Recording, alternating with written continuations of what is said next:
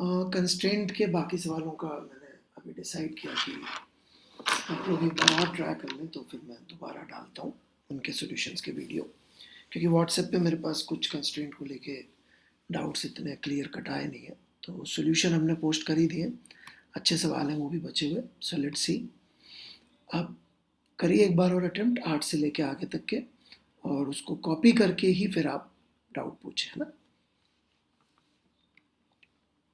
चल, तो let's continue on friction. तो आज हम लोग स्टैटिक फ्रिक्शन के बारे में बात करेंगे, राइट।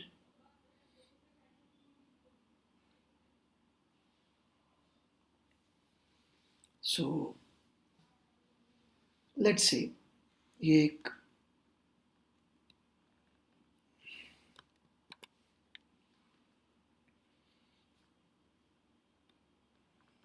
इंक्लाइन है 37 डिग्री, और इस पे एक ब्लॉक रख दिया हमने,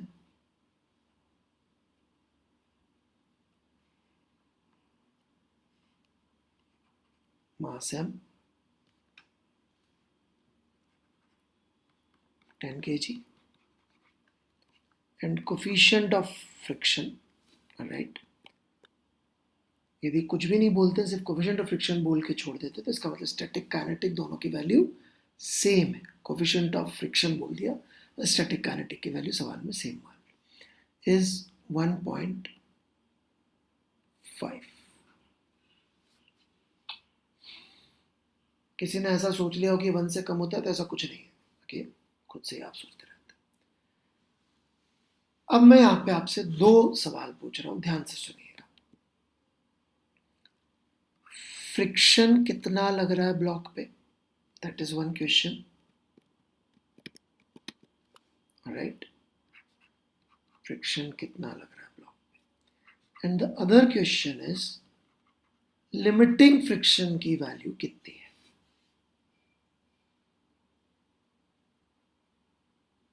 These are two separate questions I am asking. Friction कितना लग रहा है ब्लॉक पे, और लिमिटिंग फ्रिक्शन की वैल्यू कितनी है।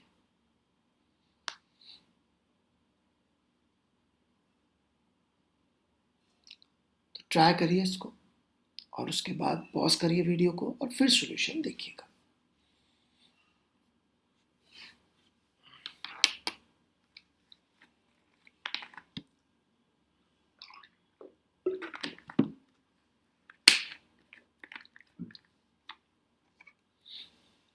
नाउ एफबीडी बनाया इसका अपन ने,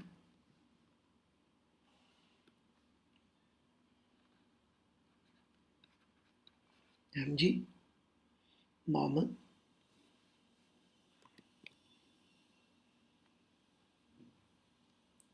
ये 2 फोर्स को लेके हम श्योर हैं, और mg का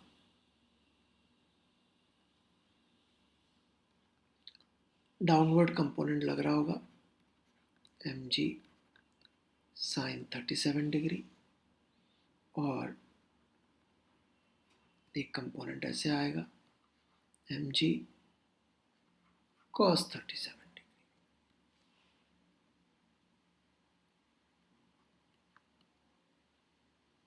ऑलराइट, ये सारे फोर्सेस इस पे लग रहे होंगे। ये mg साइन 37 डिग्री इसको नीचे पुल कर रहा होगा, तो इसको रोकने वाला फोर्स कौन सा होगा, फ्रिक्शन होगा। अब ये जो मैं यहाँ फ्रिक्शन बनाऊंगा, ये कौन सा बनाते हैं, देखिए। लिमिटिंग वैल्यू तो वो है जो कि भाई उसकी मैक्सिमम पॉसिबल वैल्यू है, उसको कैलकुलेट करना एक अलग काम है, और फ्रिक्शन जो एक्चुअली लग रहा है वो एक अलग काम है। Please understand this. तो मैंने यहां पे F बना दिया, ये वो फ्रिक्शन बनाया मैंने जो कि लग रहा है। सुनते जाइएगा, थोड़ी पेशेंस रखनी पड़ेगी इसको समझने के लिए। Now let's solve it. So obviously इस डायरेक्शन में परपेंडिकुलर टू इंक्लाइन कोई मोशन नहीं है, एक्सेलरेशन नहीं है, n minus M G cos 37 degree is equals to 0, ऐसा लिख सकते हैं। So n becomes equal to 0.8 into 100 10 into g, so that is 80, right. ये नॉर्मल का वैल्यू आ गया। तो इसको यूज करके हम लोग f निकालेंगे कि f लिमिटिंग निकालेंगे? इसको यूज करके हम निकालेंगे f limiting, which is 1.5 into 80.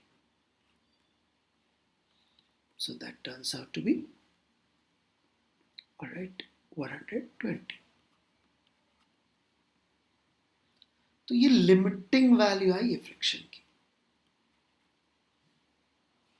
Right. 120 newton is the limiting value. क्या उतना लग रहा होगा? Let's check that, we can not be sure. कैसे चेक करेंगे? Let's see. अब देखिए, कोई भी दो कॉन्टैक्ट सरफेसेस के बीच में दो पॉसिबिलिटीज होती है, या तो स्लिपिंग हो रही होगी या स्लिपिंग नहीं हो रही होगी, राइट। तो F पता करने के लिए हमें दोनों पॉसिबिलिटीज चेक करनी चाहिए, स्लिपिंग एंड नॉट स्लिपिंग।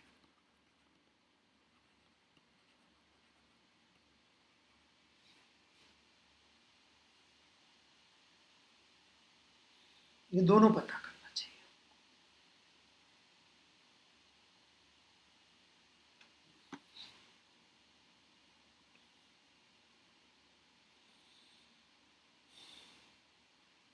यदि नॉट स्लिपिंग का केस है तो क्या हुआ होगा?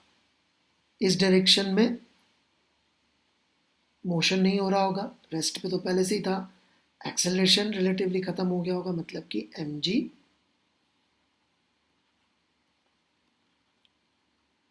sin 37 degree minus f is equal to 0। Solve कर लेते हैं। मैं नहीं कह रहा हूं फ्रिक्शन की वैल्यू यही आएगी, ये एक पॉसिबिलिटी है, इसको चेक कर लें। तो दिस बिकम्स 100 इंटू 0.6। कैसे चेक करेंगे बता रहा हूं, पहले रुक जाइए, या खत्म। तो 60 न्यूटन की वैल्यू आ रही है। मान लेते हैं कि स्लिपिंग हो रही है, स्लिपिंग हो रही है, राइट। तो डिफरेंस क्या है? देखिए, नॉट स्लिपिंग का मतलब है कि फ्रिक्शन जो है वो अपनी मैक्सिमम वैल्यू तक नहीं पहुंचा होगा, तभी तो रोक पा रहा है ना।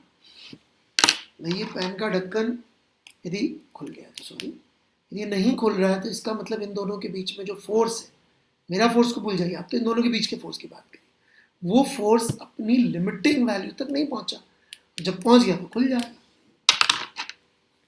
स्लिपिंग का मतलब क्या है? स्लिपिंग का मतलब है भाई कि फ्रिक्शन जो है डेफिनेटली अपनी लिमिटिंग वैल्यू तक पहुंच गया। यहाँ पे आप बोलेंगे और इक्वल टू क्यों लगाया?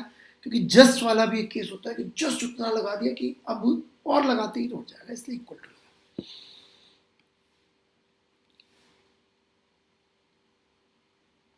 राइट, इसमें तो पक्का पक्का F has become equal to F limiting. If that is happened तो mg sin 37 डिग्री कितना आया था अपना? 60 आया था, और यह आया था 120, और यह आया था 60 mg sin 37 डिग्री। तो मैं दोबारा से यहाँ पे एफ बड़ी बना देता हूँ एक बार।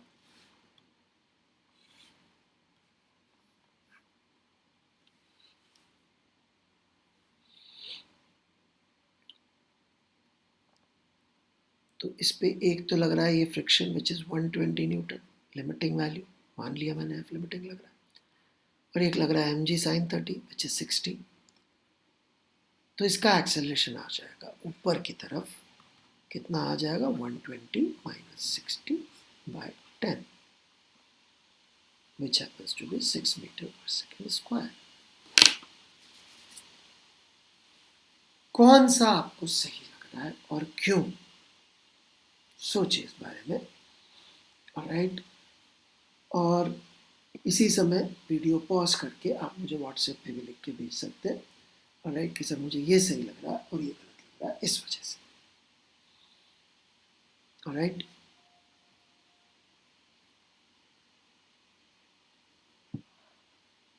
चलिए मैं तो रीज़न बता देता हूँ, आपने पॉज करके लिखा होगा, आई होप सो। पता करना बड़ा आसान है कि this is the correct possibility. क्यों? रीज़न नंबर 1, फ्रिक्शन जब अपनी मैक्सिमम वैल्यू पहुंचे बिना ही रोक पा रहा है, फ्रिक्शन चाहता है क्या? रिलेटिव मोशन ना हो। यदि फ्रिक्शन अपनी मैक्सिमम वैल्यू पहुंचे बिना ही रोक पा रहा है तो इसका मतलब this is correct, this is correct. Right, क्योंकि उसको अपनी मैक्सिमम वैल्यू पहुंच नहीं पा रहा और फ्रिक्शन चाहता है साथ साथ रखना, तो रोक पा रहा है। राइट, जैसे कि यदि मैं इस पेन के ऊपर से ढक्कन खोलना चाह रहा हूँ, राइट, लेट से 5 न्यूटन के फोर्स से खुलता है, मैं 1 न्यूटन फोर्स लगा रहा हूँ, तो ये थोड़ी 5 न्यूटन लग के उधर भगा देगा। यही गलती इधर हो भी रही। यहां आप देखें तो फ्रिक्शन इतना ज्यादा लग रहा है कि वो रिलेटिव मोशन कॉज कर रहा है, और ना केवल कॉज कर रहा है, फ्रिक्शन रिलेटिव मोशन की डायरेक्शन में लग रहा है। Friction has become cause of relative motion. अब देखिए, ये जो इंक्लाइन है इसके रिलेटिव ये इधर चल रहा है और फ्रिक्शन भी इधर लग रहा है।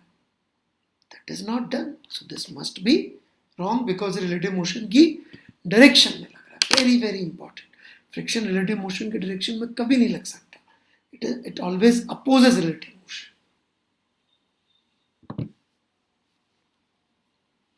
तो वो गलत यहां पे हो रही है बात।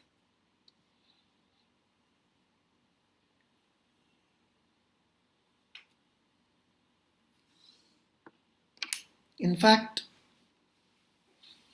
there is a small exercise for you कि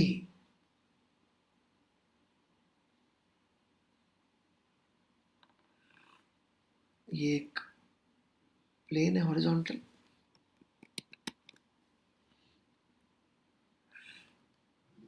राइट, और ये एक इंक्लाइन है, इस पे एक ब्लॉक रखा हुआ है, राइट, और coefficient of friction mu S is greater than mu के दे रखा है अपन को वैल्यूज। आपको ग्राफ्स बनाने हैं, कौन कौन से? इजी वाला, एन वर्सेस थीटा। कई बहादुर लोग क्या करेंगे, थीटा ना 90 के ऊपर भी बना देंगे। भाई 90 के आगे मत बना देना ग्राफ, मैं यहाँ पे आपसे ट्रिग्नोमेट्री नहीं पढ़वा रहा हूँ, वो गिर जाएगा। ऑलराइट, तो प्लीज़ थीटा लेस देन 90 तक ही बनाना भाई, इसके आगे मत बनाना ग्राफ। ऑलराइट, फिर बनाना है आपको एफ लिमिटिंग का ग्राफ वर्सेस थीटा। फिर बनाना है आपको सबसे मजेदार graph friction versus theta. F limiting versus theta अलग है, एफ वर्सेस थीटा अलग है। इस बात को मैं भी और अगले पार्ट में लेता हूँ। ऑलराइट, बट ये आपको ग्राफ बनाने हैं। Again π/2 is natural limit, please इसको थोड़ा बुद्धि में झूठ डालिएगा। तो 3 ग्राफ बनाने, एफ लिमिटिंग मतलब फ्रिक्शन की मैक्सिमम वैल्यू का ग्राफ, और एफ मतलब की फ्रिक्शन का ग्राफ, राइट। और जब स्लिपिंग शुरू हो जाए तो फिर सोच लीजिएगा क्या करना, राइट। जैसे कि ये सवाल है, मैं आपसे रिवर्स पूछ रहा हूं, सारा डेटा यही है, right. Find angle on which slipping will start. अभी तो थीटा दे रखा था, मैं बोल रहा हूँ theta is unknown, find angle on which slipping will start, किस एंगल पे स्लिपिंग शुरू हो जाएगी ये आपको बताना, ठीक है।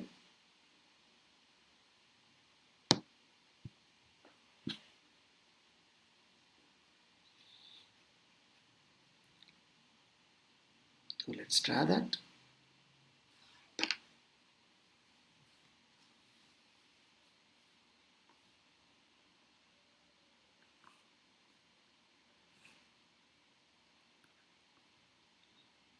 Slipping will start, मतलब just start वाली बात है, okay?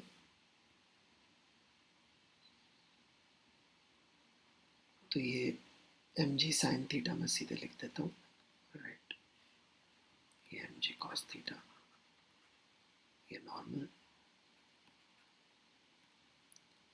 और ये फ्रिक्शन जो इधर लग के इसको रोक रहा होगा। अब स्लिपिंग कब शुरू होगी? When does slipping starts? If you look, slipping will start when the limit approaches. F becomes F limiting, then slipping starts. Alright? तो इसका क्या मतलब है देखते हैं। सबसे पहले F limiting लिख लेते हैं। F limiting would be equal to 1.5 mu, that is mu का वैल्यू था ये, उधर से देख सकते हैं आप, इंटू mg cos थीटा, ये देख लीजिए आप, म्यू दे रखा 1.5।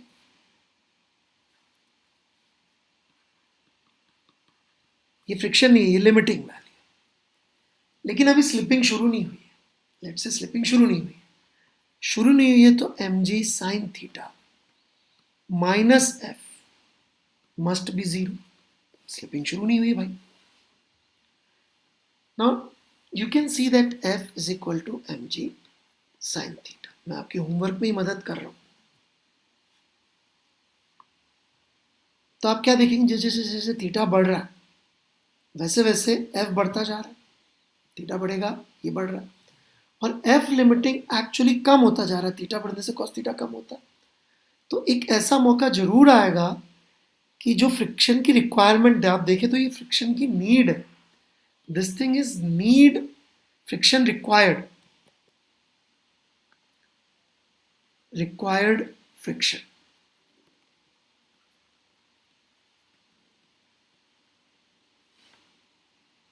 and this is maximum available friction।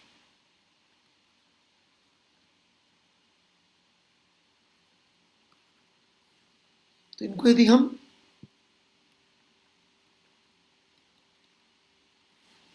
Equate कर देंगे तो वो मौका, वो टाइम आ जाएगा, वो एंगल आ जाएगा जब स्लिपिंग शुरू हो जाएगी।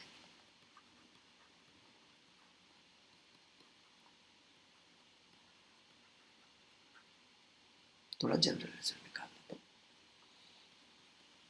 तो दिस इज, बता रहा हूं यार क्यों लिखा, इसको टेक्निकली बोलते हैं एंगल ऑफ रिपोर्स। यहां से स्लिपिंग शुरू हो जाती है, इसके बाद जब एक बार स्लिपिंग शुरू हो गई तो ब्लॉक पे काइनेटिक फ्रिक्शन लगने लग जाएगा, स्टैटिक फ्रिक्शन नहीं लगेगा। So this angle theta are here, इसका टेक्निकल नाम है एंगल ऑफ रिपोर्स। कितने एंगल पे स्लिपिंग शुरू हो, दैट इज एंगल ऑफ रिपोर्स।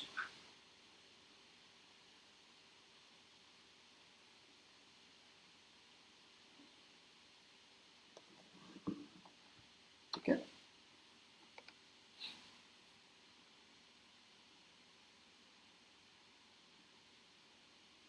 चलिए आगे बढ़ते देखें मेरे कंप्यूटर की कितनी लिमिट है।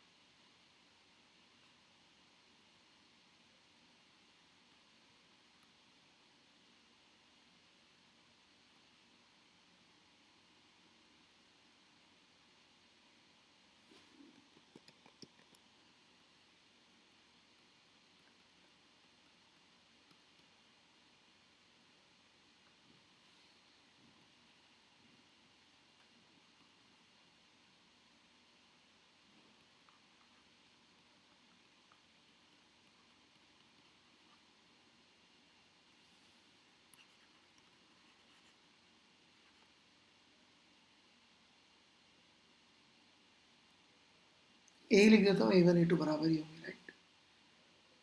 तो आपको एक्सेलरेशन निकालना है, फाइंड एक्सेलरेशन। सो पॉज करिए, ट्राई करिए, बिना ट्राई करें इसका सोल्यूशन मत देखिएगा। ओके, बहुत प्यारा सवाल है, ब्यूटीफुल क्वेश्चन।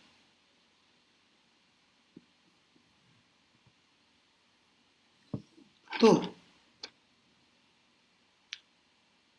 आपने ट्राई कर लिया होगा, लेट्स अज्यूम दैट।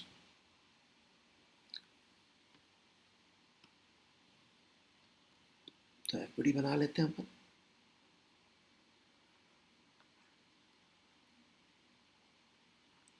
M2 का एफपीडी बनाया, टेंशन लग रही होगी और फ्रिक्शन लग रहा होगा।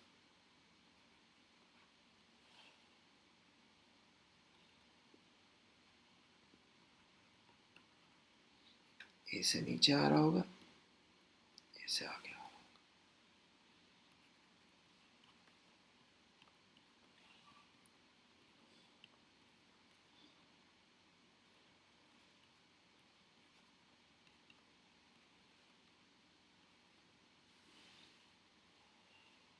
ऐसे लिख दिया हमने इक्वेशन, कोई प्रॉब्लम नहीं होनी चाहिए इसमें। है प्रॉब्लम? प्रॉब्लम क्या है? प्रॉब्लम इज कि जो ये फ्रिक्शन है इसकी वैल्यू तो पता नहीं है, लिमिटिंग वैल्यू मालूम है। Limiting value is μs into m2g, so 20 Newton, right. क्या फ्रिक्शन 20 न्यूटन ही लग रहा होगा? What we can tell about friction is कि it can be less than equal to 20. But what is its value? We don't know. And if you count, there is 1, 2, and 3 unknowns.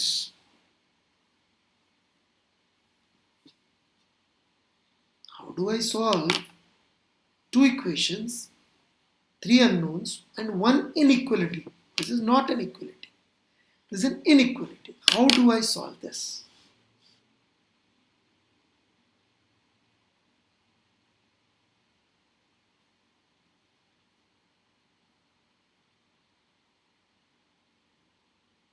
Think about it. What would we do? Let's go back. क्या सिखाया मैंने? जब भी friction आए तो case ले लीजिए, not slipping and slipping. Easy cases में सीखना आसान पड़ेगा, टफ में तकलीफ होगी, आगे टफ ही आएंगे ऑब्वियसली। तो मान लेते हैं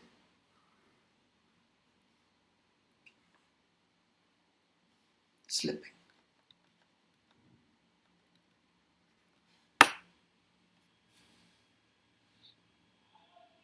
मान लेते हैं कि it is slipping. So slipping मतलब कि भाई क्या, f हैज बिकम 20, ठीक है। f को 20 पुट करके let's solve it.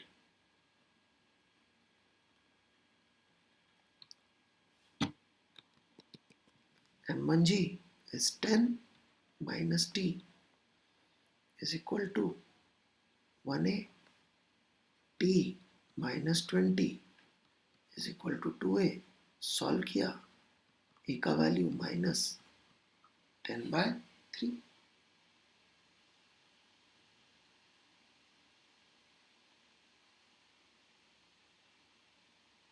That's all.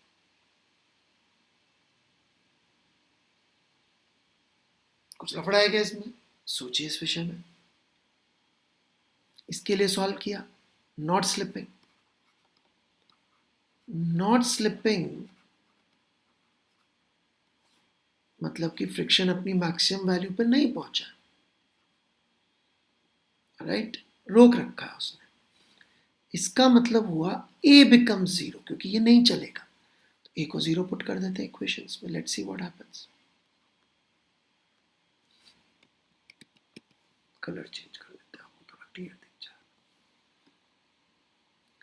10 minus t is equal to 0, t minus f is equals to 0, so T is equal to F is equal to 10 newton. कौन सा सही है, कौन सा गलत है और क्यों, इस जवाब का इंतजार रहेगा। लॉजिक के साथ लिख के भेजिएगा, फिर अपन अगली क्लास में फ्रिक्शन आगे बढ़ेंगे। और ये ग्राफ्स भी आपको बना के भेजने, ओके, ये 3 ग्राफ आपको बना के भेजने और साथ में ये भी आपको करके देना, कौन सा गलत कौन सा सही, 2 क्वेश्चन है आप लोगों के लिए। और कंस्ट्रेंट के बारे में बता दीजिएगा तो मैं और अगले लेक्चर में कवर कर लूँगा। चलिए, थैंक यू, बाय बाय।